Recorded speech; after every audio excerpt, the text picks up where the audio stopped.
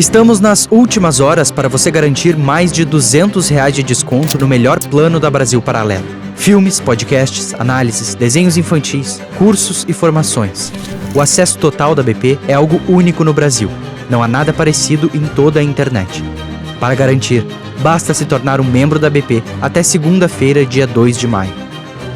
O streaming da Brasil Paralelo conta com filmes selecionados a dedo, conteúdo infantil seguro para todas as idades, análises completas e produções originais. Tudo isso organizado em uma experiência para que você aperte o play sem medo. Sem medo de ficar horas procurando algo para assistir e não encontrar nada. Sem medo de perder tempo com filme ruim. Sem medo de não entender a história. Além dos originais BP disponíveis no app de TV e celular, liberando o acesso total, você recebe acesso a mais de 50 cursos e formações, incluindo o curso A História do Feminismo, com a professora Ana Campagnolo, dividido em 5 aulas mostrando o passado, o presente e o futuro do movimento feminista. São mais de 50 cursos em áreas como ciência política, história, filosofia, arte e educação. Assine agora Brasil Paralelo e libere seu acesso ao lançamento A Face Oculta do Feminismo e todos os nossos filmes. Aproveite a promoção enquanto há tempo. Nós contamos com você. Muito obrigado e até breve. Russians know very few facts about this war because of their censorship. I do not believe that Putin is driven by any ideology. His values and principles are very simple. His main goal is to keep power as long as possible. And because of that, he is ready to eliminate democracy, to go for a war. So nothing can stop him in his desire to keep the power. Of course, there are no free and fair elections in Russia. It's not free, it's not fair, it's not honest, and it's not elections at all.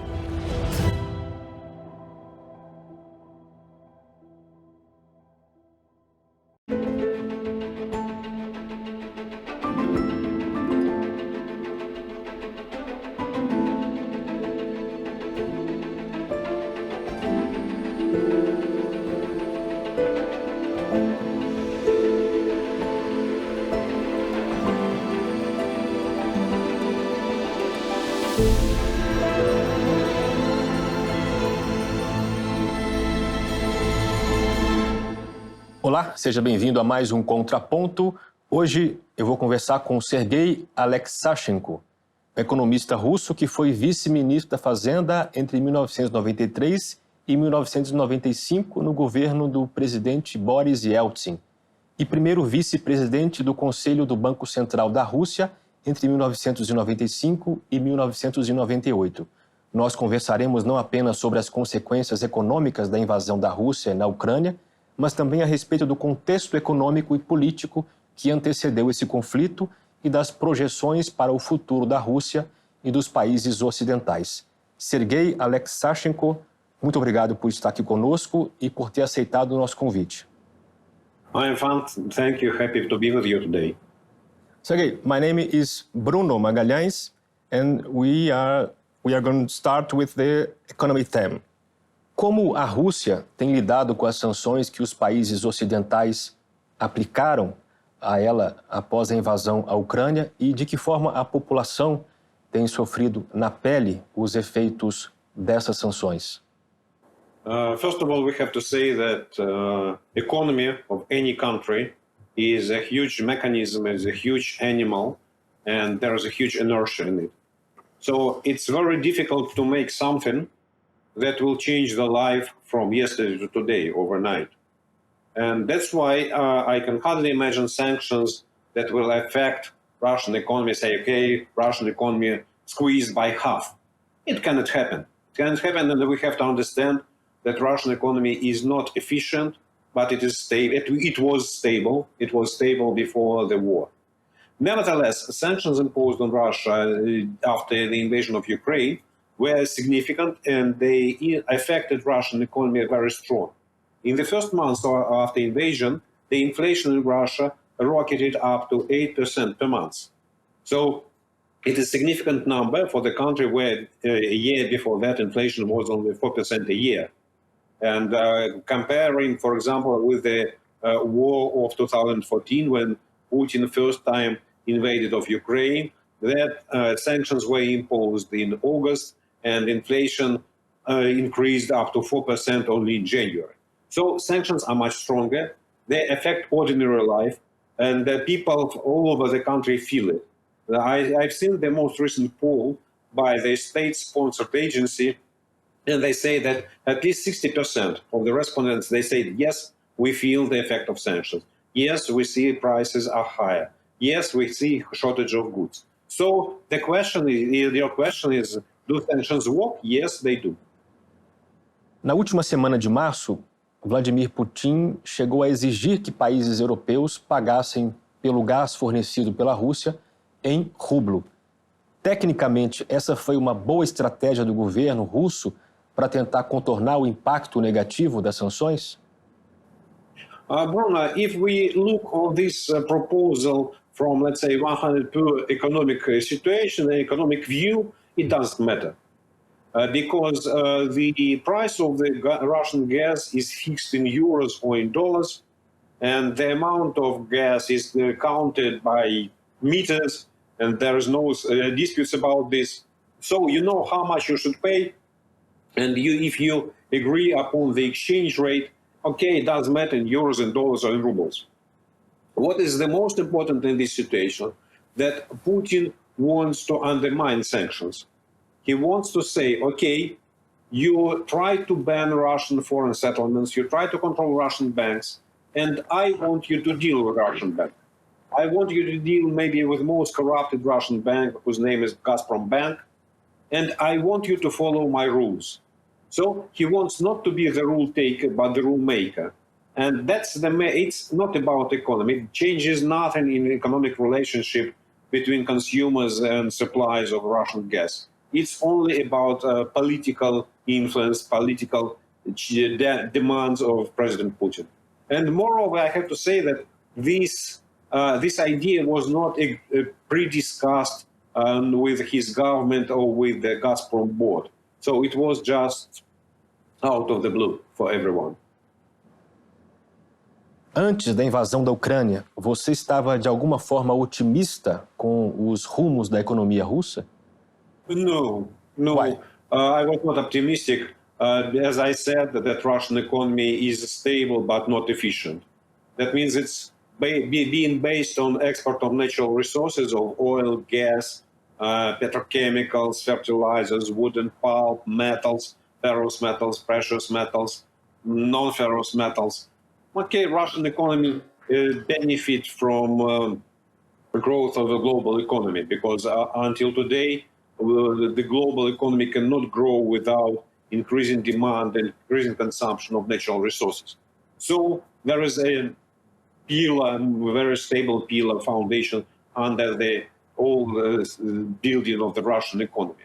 But if you deduct natural resources, if you deduct agriculture, if you deduct pipelines, if you deduct banking sector and all what is going to Russia by import, you will see that there is nothing else in the Russian economy. The machinery building is next to nothing. The quality of Russian goods is very poor. Russian government says 80% of the cars sold in Russia, they are Russian produced, but they are not produced, they are assembled. The Russian planes that the Russian government and Putin are so proud of, like Superjet or MS-21, they are based on imported components and they cannot fly without them. So it's economy that is very isolated. It is a supply of natural resources to the economy. And since 2014, the inflow of foreign direct investment to Russia declined up to zero. If you take the period from 2013 to 2021, the average growth rate of Russian economy was less than 1%. So where should I find optimism? Mas eu imagino que você concorde, pelo menos, que nos últimos 20 anos, em comparação com o período do presidente Boris Yeltsin, a economia russa melhorou bastante. Yes, that's true. And all the growth in the Russian economy occurred in the first two presidential terms from 1999 to 2008. But when we look on the statistics, when we look on the reasons for that growth, we should not say, we should not attribute this growth to President Putin or to his policy. First of all, Putin was a lucky politician who came to power after Russia has suffered the most significant and severe economic crisis, financial crisis of '98. And after that, finally it implemented macroeconomic stability. It has balanced the budget. It solved all problems in the banking sector. And when Putin came to power, he became acting president on the last day of 1999. By that time, Russian economy was growing 8% a year. So being in this position, it's not so difficult to say, okay, everything is fine. Moreover, in President Yeltsin's time, Russia implemented a huge privatization program. And it took a lot of time to debate, was it just, was it not just, was it corrupted, was it not corrupted. Nevertheless, after the crisis of '98, major Russian producers of natural resources, of oil and metals, they increased in 5 years, they increased their production by 35 to 50% in natural terms.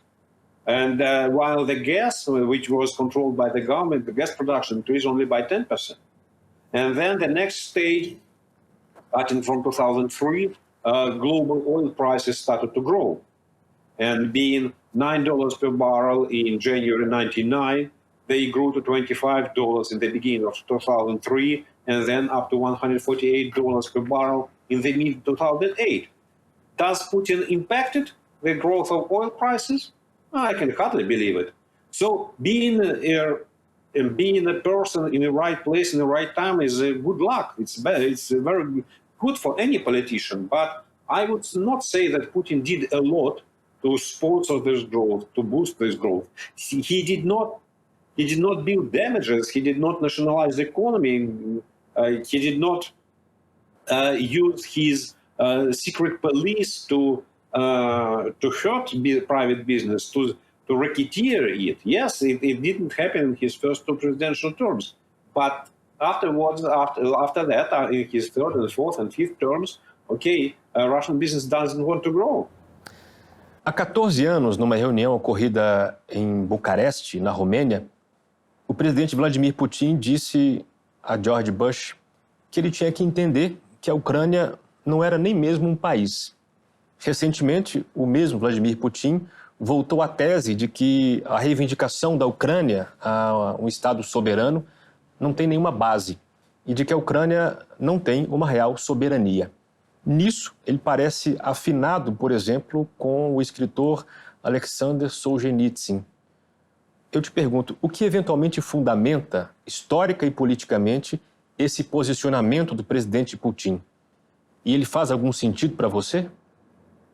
No, I do not agree with him because the civilization in the Russian space, what we call, let's say, in the Soviet Union space, started to emerge in Kiev, that is the capital of Ukraine, and all Slavic Russian civilization started from there. And when Kiev was one of the richest cities in Europe in the beginning of the 13th century, Moscow was a small village and unknown to anyone.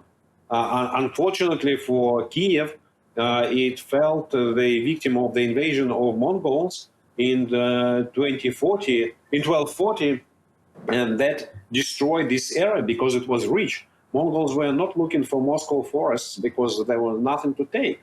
So, and after that, Ukraine had a quasi-state being jammed between Poland, Crimea, Han, and Moscow. And in the beginning, in the 17th century, it was a quasi-state, rather state, at least being able to use political tensions and political contradictions.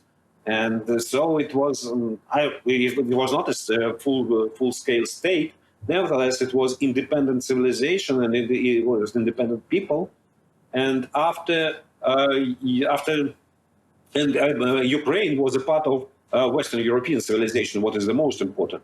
When Ukraine joined Russia in the middle of the 17th century, Ukrainian elite inflowed Moscow and St. Petersburg and became the core of the scientific and administrative structures of the Russian Empire, because they were much more educated, much more knowledgeable.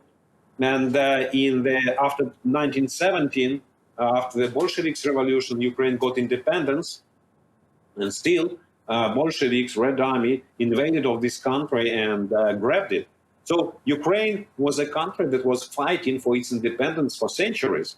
And we see that the courage of the Ukrainian nation is much stronger than the courage of Russians who do not understand what they are fighting for. So Ukraine was fighting for its statehood, for independence for centuries, and Putin doesn't want to know this. Putin is very limited in his historical knowledge. He is using a lot of fake news for just to support his ideas. And he doesn't. And when he say that Ukraine is not state and Ukrainians is not an independent people, it's not an independent nation, that reminds me Adolf Hitler, who said that Ukrainians and Slavic and Jews, they are not people, they are not normal people. So it's very Nazi state. Sergey, segundo certos analistas, os países ocidentais teriam provocado a Rússia ao insinuar que as portas da OTAN estariam abertas à Ucrânia. Uma das interpretações do cenário é a de que Putin não teria outra saída para manter a segurança nacional da Rússia, a não ser subjugar a Ucrânia, como de fato fez. Na sua leitura, o aceno que a OTAN fez à Ucrânia gerava reais riscos à Rússia? Let's split your question, Bruno, if you'd allow me, just in several parts. Okay. First, I agree with you that the statement of NATO in May 2008 that Ukraine may join NATO was a big political mistake. NATO should say either Ukraine is going to be a member of NATO in a short period of time, and this is the plan of a membership, and let's start implementing it immediately today, or NATO should say Ukraine will never be a member. We will not accept membership of Ukraine in NATO, at least in the nearest 25 years. So that will be a definite, clear position that would benefit Ukraine, benefit NATO, and benefit Russia. Because Putin uses this NATO statement as the precondition for his invasion. Second part of my answer is that if you look on the history of Russia in the last at least 200 years, starting from the beginning of the 19th century, you will see that that other countries invaded of Russia only 3 times. It was Napoleonic War in the beginning of 19th century, First World War and Second World War. And at the same time, in those 220 years, Russia invaded neighboring countries more than 20 times. And each time Russia was looking to grab their territory. So who is the threat and who is the victim? Okay, at least the history shows that Russian ideology, Russian mentality, Russian empire mentality was just to grab territories of other countries. And if we try to analyze Putin's concerns about Ukraine as a threat to NATO, you should understand that Ukrainian GDP is 8 times less than GDP of Russia. Ukrainian army is much weaker and it has no sophisticated missiles, and many of its weapons were produced in the Soviet Union. Ukrainian army is smaller, economy is smaller, and you should be a stupid politician trying to go for a war against a much bigger neighbor who is much power, which has the second or the first nuclear arsenal in the world. So I cannot imagine what military threat Ukraine could provide to Russia. And while Ukraine was not a part of NATO, and there was no discussion, and there was no any foreign troops or foreign armies on the territory of Ukraine, Putin could not say, okay, American rockets or NATO missiles may reach Russia in 5 or 7 or 12 minutes. Okay, if there are no missiles, they cannot reach you. And if you are concerned about American weapons, American missiles or NATO missiles, okay, you have time to negotiate it. Yeah, and we have to remember that several days, just 2-3 days before the invasion of Ukraine, we believe that Russian Foreign Minister Lavrov will meet Secretary of State Antony Blinken, and that the meeting between President Biden and President Putin is on on the table as well, will happen in the next maybe couple of weeks. So the West, the NATO, the United States, they were ready to negotiate all Russian concerns. So Putin was not looking for excuses for these concerns. It seems to me Putin was ready to invade of Ukraine, and that was his, okay, I have a dream. Yeah, so that was his dream, unfortunately. Sergey, segundo tem saído na imprensa, parte do povo ucraniano, em especial os que residem nas províncias de Donetsk e de Lugansk, na região de Donbas, reivindica a separação do governo central e sua reintegração à Rússia. Na sua opinião, eles têm razão? Bruno, there is no any movement for separatism. These in so-called independent republics emerged in 2014 on the hands with the arms of Russian partisans, I don't know, Russian special forces, special troops that invaded of Ukraine in April of 2014 and started while the Ukraine was in the shake situation after the plea of the former president Yanukovych. And all military actions of these Russian partisans, they had some successes in April, May, but after the inauguration of the President Poroshenko, Ukrainian army started to fight to liberate Ukrainian territory. And it was very successful until the beginning of July, when those Russian troops without insignia, they were supported by Russian rockets and Russian missiles launched from the Russian territory. So Russia started to fight on the side of those insurgents, and after that, Russia launched its tanks, Russia launched its soldiers to invade of Ukraine. And what you call today independent republics, they were created by Russian army, and that's why there is no separatist movement. If you look on who lives there in this territory, you will see that any man in the age between 30 and 60 who is looking for the future, who is not looking to take the machine gun in his hands, he flee to the other part, the independent part of Ukraine. So if there are no Russian troops, if there is no Russian financial support, if there is no Russian armaments, these independent republics would disappear in a week. Uma das alegações da Rússia é a de que a Ucrânia mantém biolabs para o manejo de armas químicas e biológicas. Recentemente, a subsecretária de Estado americana, Victoria Nuland, testemunhou no Senado americano que os Estados Unidos estavam preocupados com o risco de que essas instalações de pesquisa caiam nas mãos dos russos. Isso quer dizer que a preocupação do governo russo, desde o começo, fazia sentido? Como é que você avalia isso? Ukraine is an advanced country. Though it is one of the poorest countries in Europe, still it has the residual parts, rather strong parts of the academician science. And one of them is in medical and medical biological issues. And like in many other countries, the medical institutions of Ukraine, they research different type of viruses, of infections, and so on. Ukraine is a big country. It's the biggest country by territory in Europe and maybe fourth or fifth country by population in Europe. And of course, they have some medical labs that need to make research to help the medicine hospitals to fight with infections. And in this job, of course, there is no national science. There is no science of Ukraine, there is no science of Brazil, there is no science of the United States, there is international science.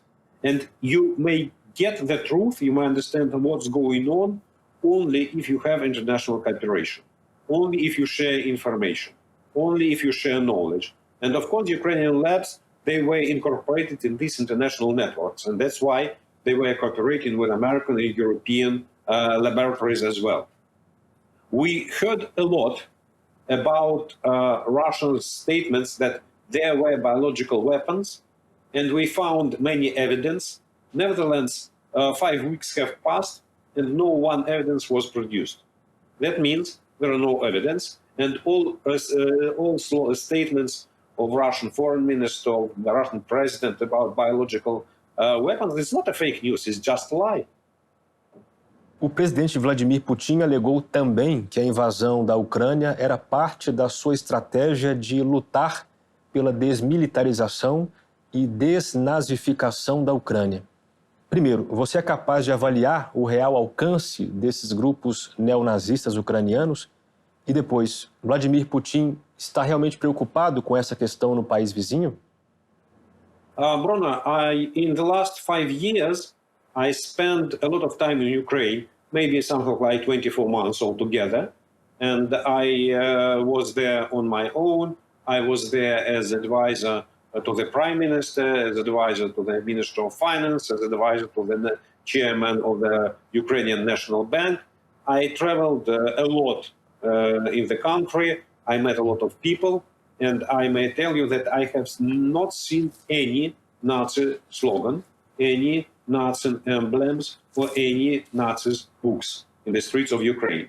And I never heard, for example, President Zelensky or President Poroshenko, who was before them, saying a phrase like Putin, that Russian is not 100%, it's not a nation, it's just something, but it's not a nation. That's a Nazi slogan. That's Putin uses this word. Yeah, and if we talk about denazification, how you can imagine the Nazi state where the president is a Jew, and the previous prime minister was a Jew, and Jews, they are integrated part of the Ukrainian society, and there are no any problems speaking Russian language in any part of Ukraine, and you may answer in this language, you may ask in this language. And as to demilitarization, once again, I have to say that being a poor country, a country with limited financial resources, and being a country that is much smaller, 3.5 times smaller in population than Russia, Ukraine could not produce sophisticated weapons that could be a threat to Russia. And definitely Ukraine has no nuclear arsenals, Ukraine has no any strategical missiles that may reach, for example, Moscow, that is only 700 kilometers direct from the territory of Ukraine. So it's once again, it's a lie that Ukraine was a military threat to Russia, and it's a lie that Nazi groups played any role in Ukrainian politics. Você acredita que a reação dos países ocidentais à invasão da Ucrânia foi fraca? E, na sua opinião, eles poderiam ter feito mais para ajudar a Ucrânia? Yes. The response was mild because for me, as an observer, outside observer, it seems to me that in the very initial stage of the war, let's maybe even a step back.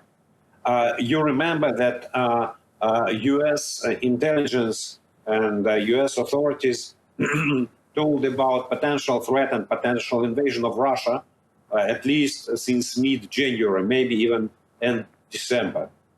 So if you were so sure, if the West was so sure that invasion will take place, why not to deliver weapons to Ukraine before that? If in mid-January, U.S. intelligence said the invasion will take place around February 20, okay, you had 1 month to deliver weapons to Ukraine that could help. And nobody talks about offensive weapons yet. All those javelins, NLAWs, Stingers, they're defensive weapons. They cannot, it's not a threat for Russia. That's okay if Ukraine has javelins or Stingers, it can invade of Russia. It's not an arms of invasion. So that's the first one. So if you were sure, if the West was sure that invasion will take place, the West should start help Ukraine before that.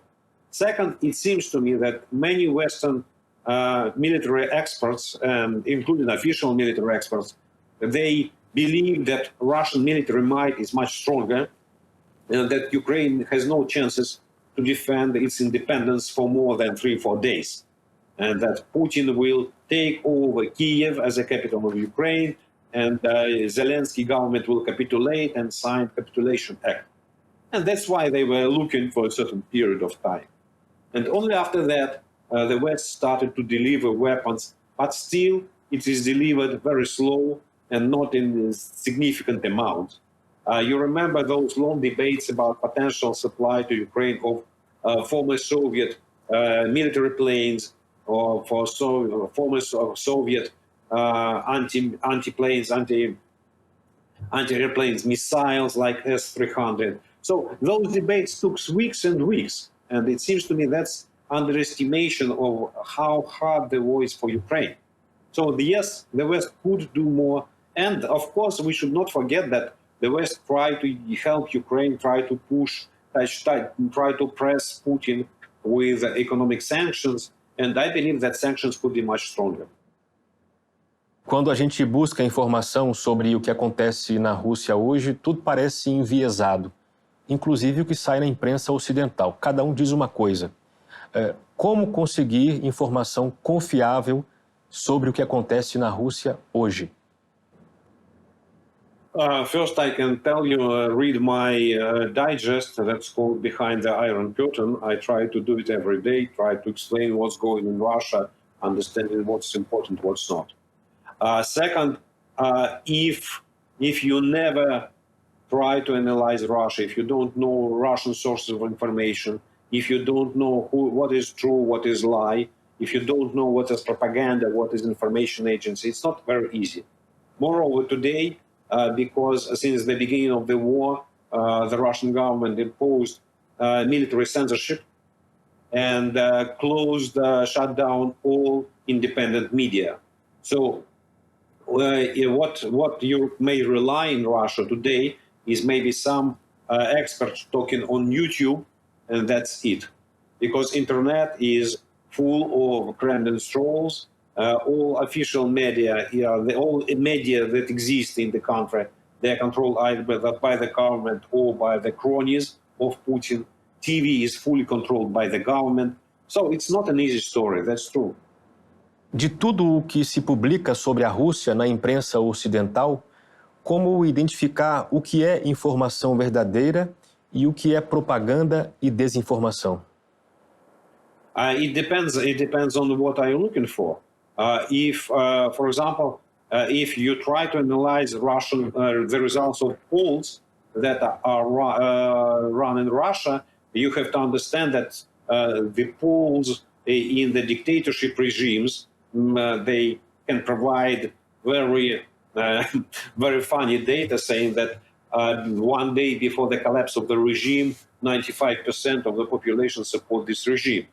And that's why you have to look for polls produced by different agencies, and you have to look for experts, independent experts who produce their information in the internet, but not being the part of any big organization, who try to slice and dice this data, and who can show you what is the difference between the real opinion and what is showed by the test. Because a lot depends on in the polls. For example, do you ask the question, do you support Putin, being the first question or the last question?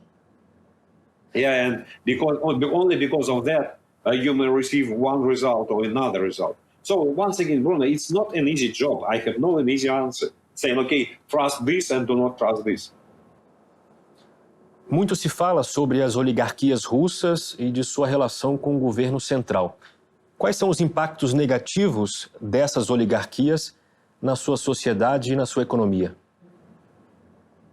You see, the relationships between Putin and oligarchs, they're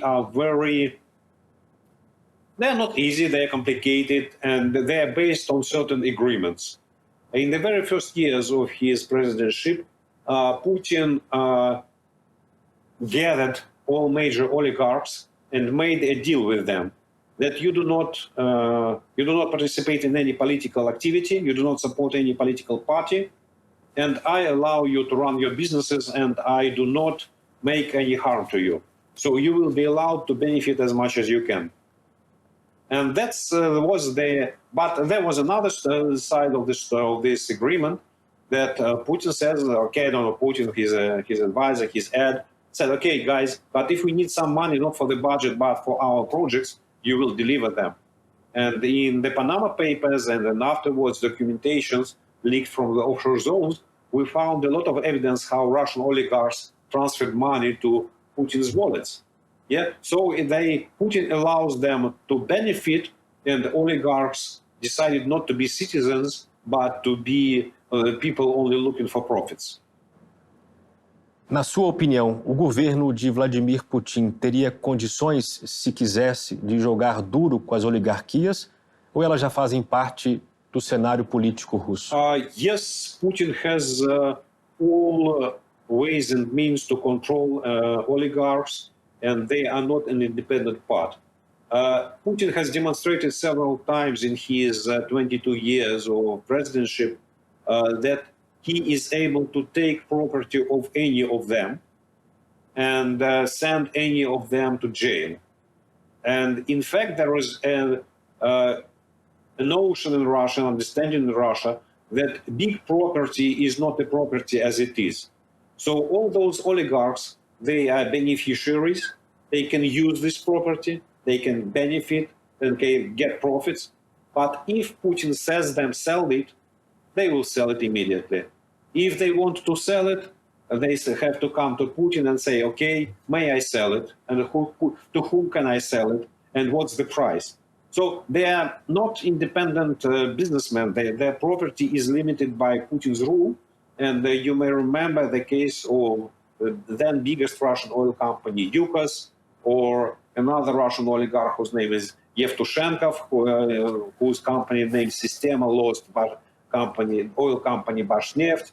And you may remember the biggest event even in the first years of Putin with Vladimir Gusinsky, who lost his media empire, and Yakov Goldovsky, who lost his Sibur as a petrochemical empire. So there were many evidence when Putin just gave orders and property was taken out from oligarchs. So they know this very well, and that's the reason why they follow his rules.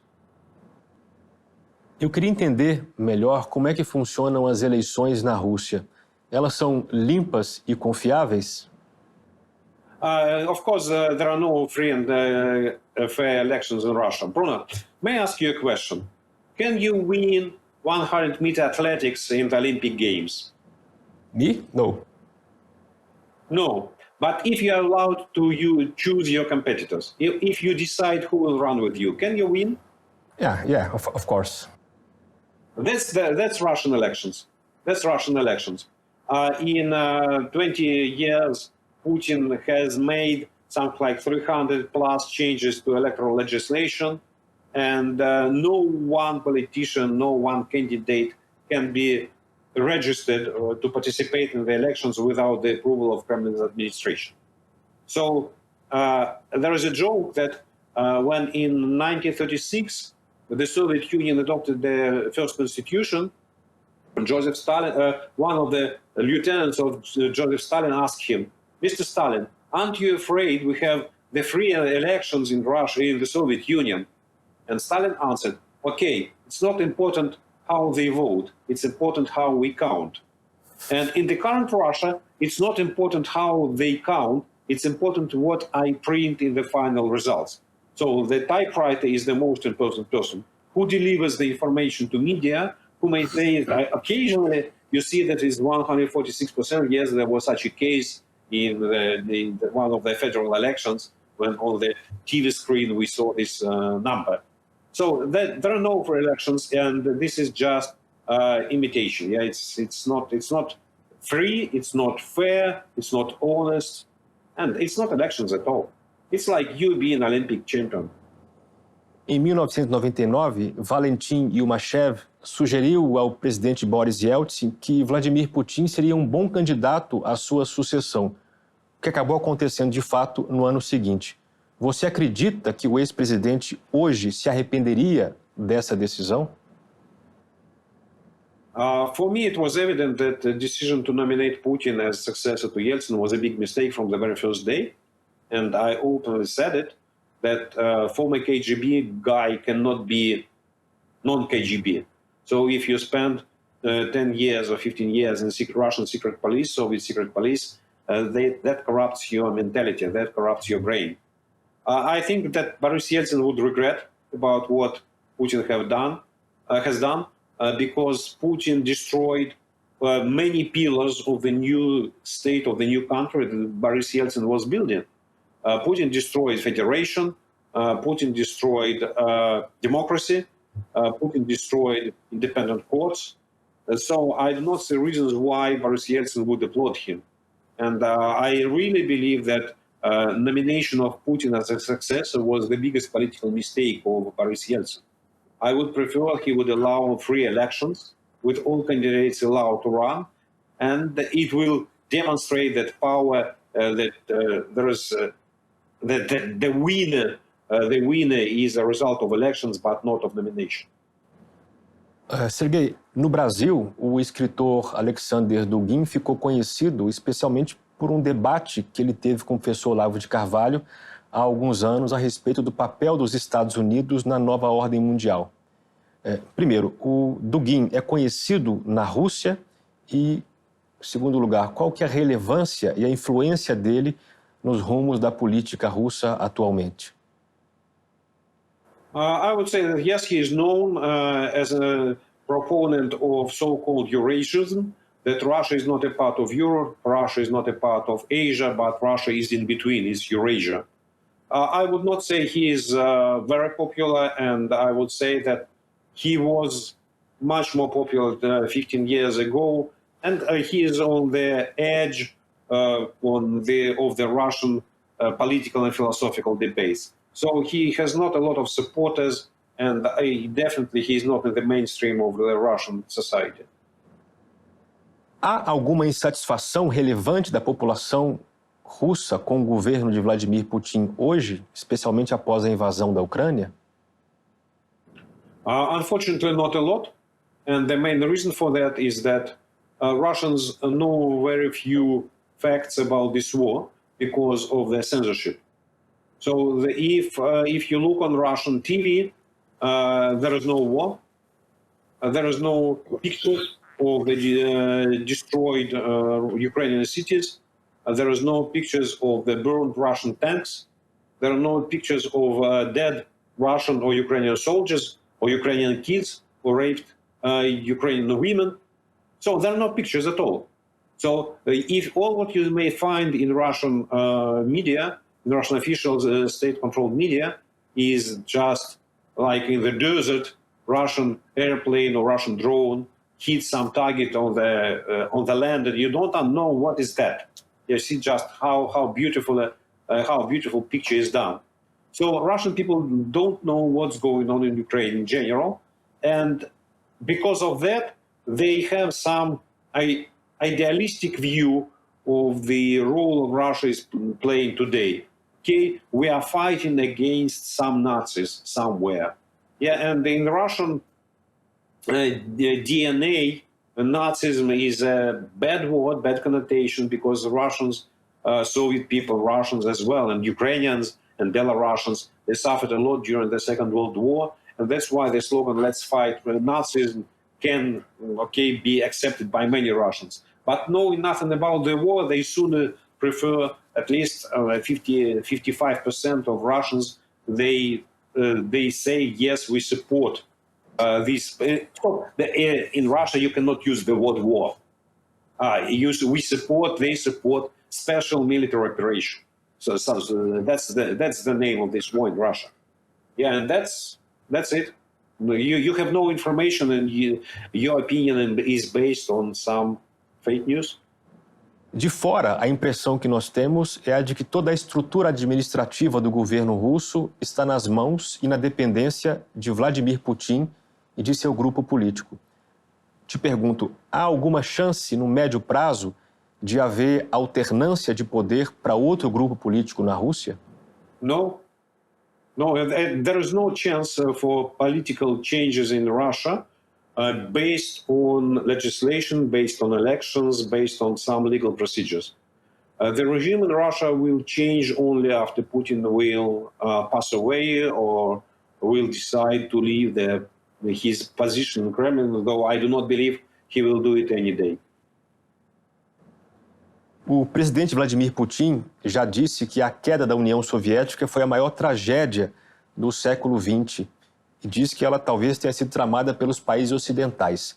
A questão é, a Rússia tem um plano para a reunificação desses países que compunham a antiga União Soviética?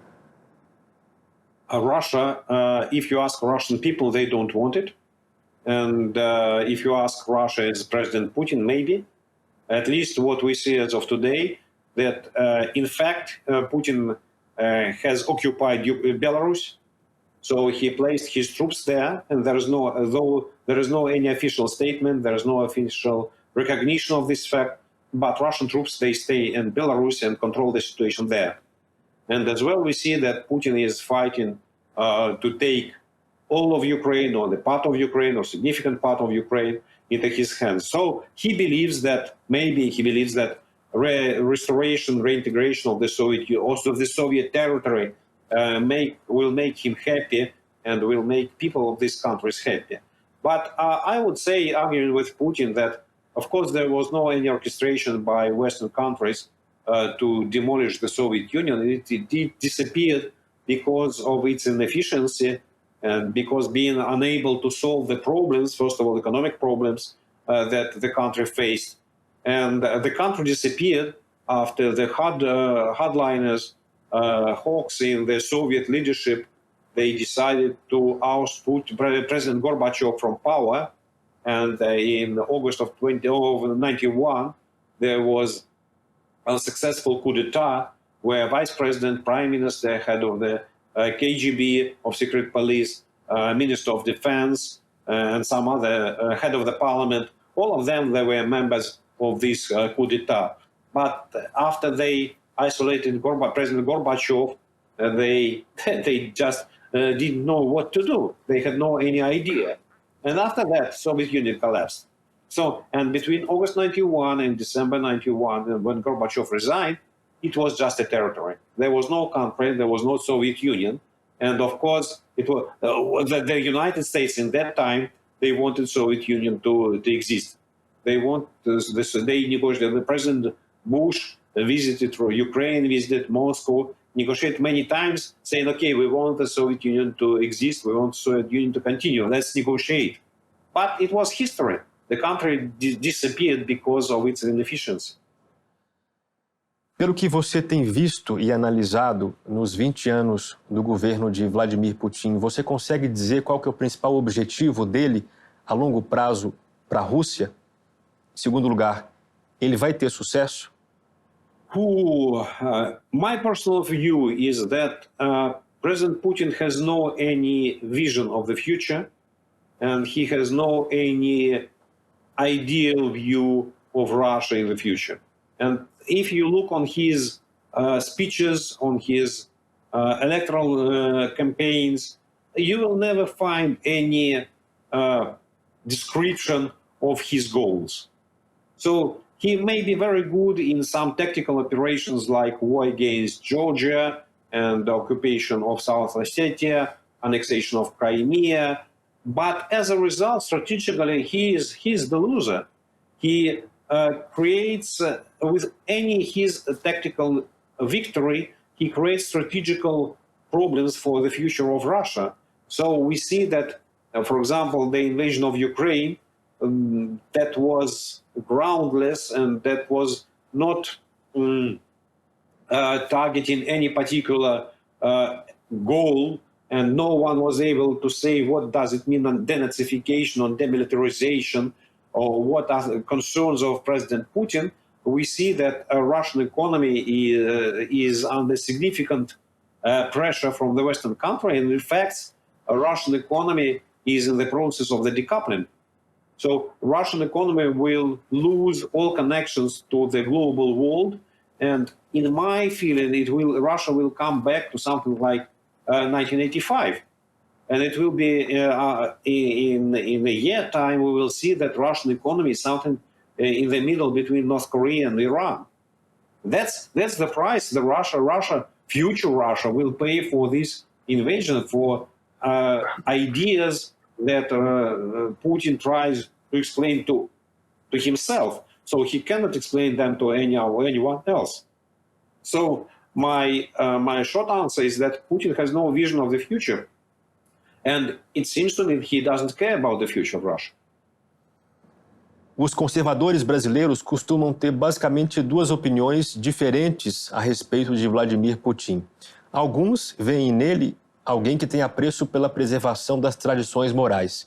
Outros, por sua vez, deploram o mesmo Vladimir Putin pelo pouco apreço que ele tem pelas liberdades individuais. Como é que você, Sergey, descreve o perfil político e ideológico do presidente Vladimir Putin?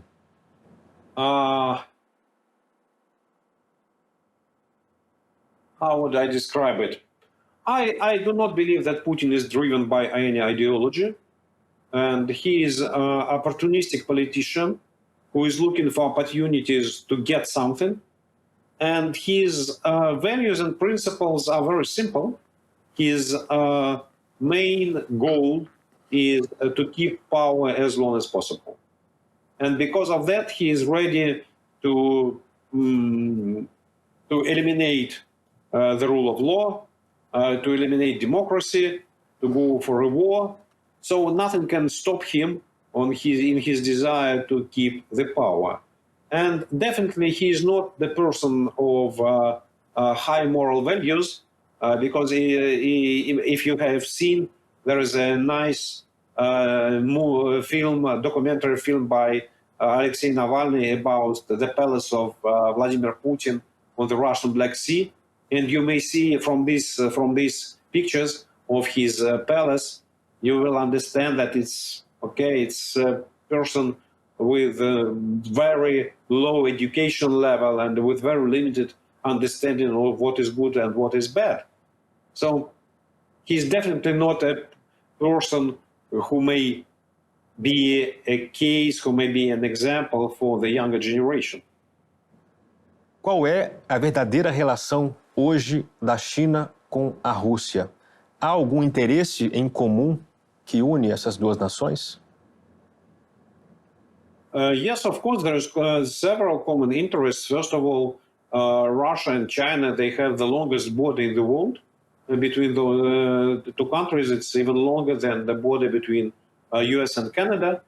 And of course, both countries would like to live in peace. So to avoid any military confrontation, that's the first goal.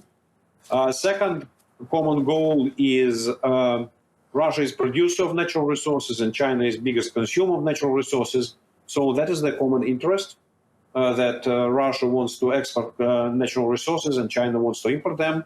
That's a common field. The third, maybe in Russia, we often say it's very easy to be friends against someone. Both Russia under Putin or Putin and China under President Xi, they don't like America. They see that United States is a threat to their power, to their regimes, and they want to undermine United States in different ways. And that's their common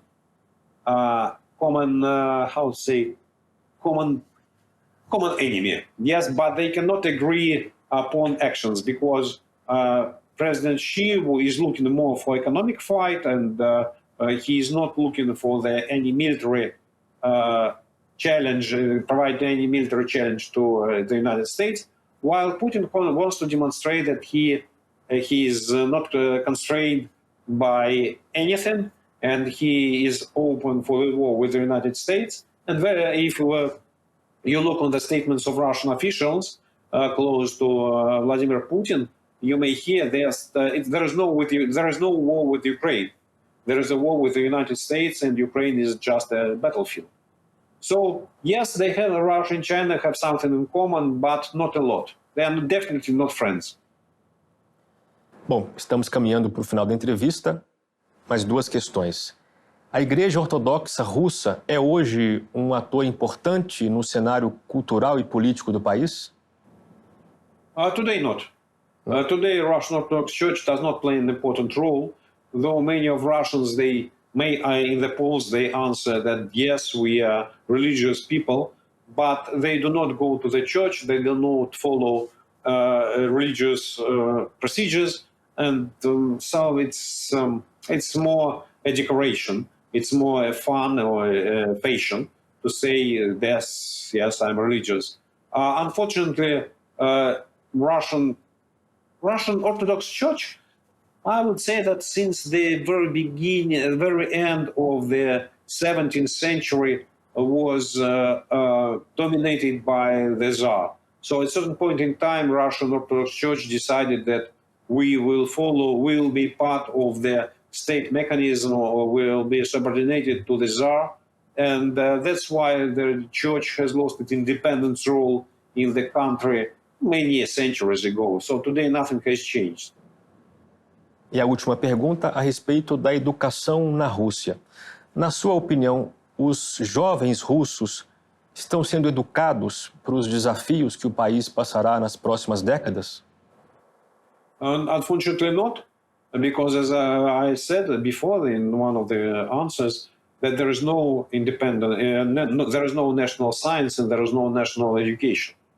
Knowledge is universal, and either you are a part of international educational system and you allow your young citizens to use benefits of international education, of international exchanges, you allow them to use internet, you sponsor them to learn English language, that is the basis for knowledge, or you impose ban on use of internet, you impose ban on foreign professors coming to the universities, you expel the professors who may say or participate in who may say some democratic slogans or participate in some protest actions against Putin's regime. So Putin's government tries to impose very rigid constraints on the minds of Russian young generation. And I'm afraid if you look on Russian political arena, when we talk about the future, first of all, it's not only about knowledge, it's about political experience. And if you look on Russian political arena, you will not be able to identify any independent politician at all. So Putin has established a system of nominations where no one politician is independent. And that's why no one is able to build his political career based on his merits, based on his knowledge, based on his ideas. And if you have no political leaders of the future, if you have no politicians, young politicians who are 25, 30, 35 at the moment, how we can say, yes, we have young Russians who can deal with problems of the future? Unfortunately not. Muito bem, Sergey Aleksashenko, muito obrigado pelo seu tempo e por ter aceito o nosso convite para essa conversa. Bruno, I was happy to talk to you. Thank you so much. E a você que chegou até aqui, como sempre, muito obrigado pela sua audiência. Aguardo você no próximo Contraponto, segunda-feira, às 20 horas.